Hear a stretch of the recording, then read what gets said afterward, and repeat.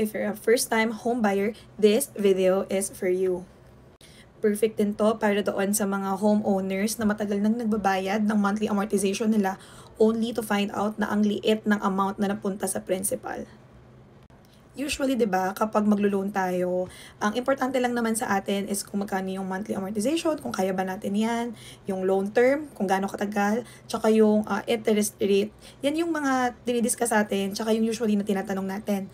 Pero ang nami-miss out natin is hindi natin alam kung paano yung computation ng monthly amortization, how much goes to the principal and how much goes to the interest. 'Di ba? As I have mentioned to you dun sa isa ko na video, here in the Philippines, mga loans, usually compounding ang interest dyan and then diminishing balance yung method na ginagamit. Ano bang ibig sabihin nun? The interest rate kapag bago yung loan mo is higher. And then as time goes by, lumiliit yung portion na napupunta sa interest at nadadagdagan naman yung portion na napupunta sa principal. So to illustrate, I will give you an example.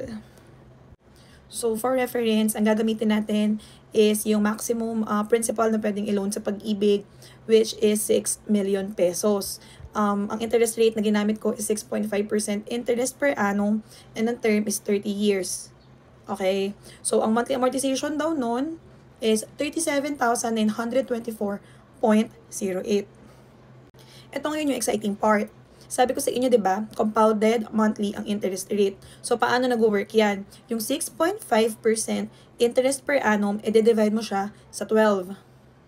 So ang lalabas diyan ay ito, 0.54% interest per month. So ang gagawin mo, yung assuming na it's your first time paying, as in fresh na fresh ang loan, 6 million ang principal, 'di ba? So yung 6 million, ita-times mo siya sa monthly compounding na interest rate, which is 0.54, ang lalabas is 32,500.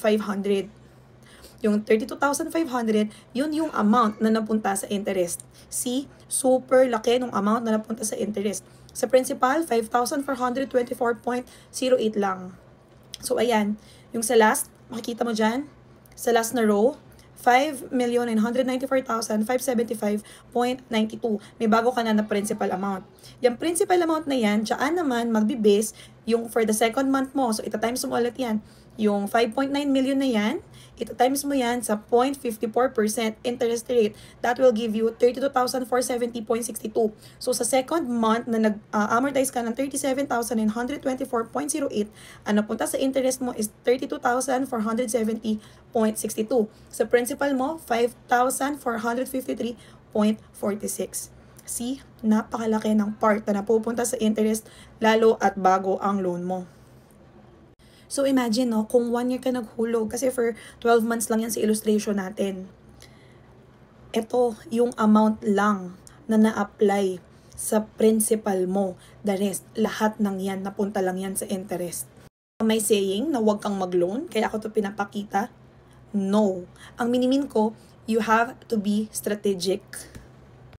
Ang remedy natin sa ganyan is we need to pay the principal early. We need to pay directly to the principal para yung may interesan is liliit.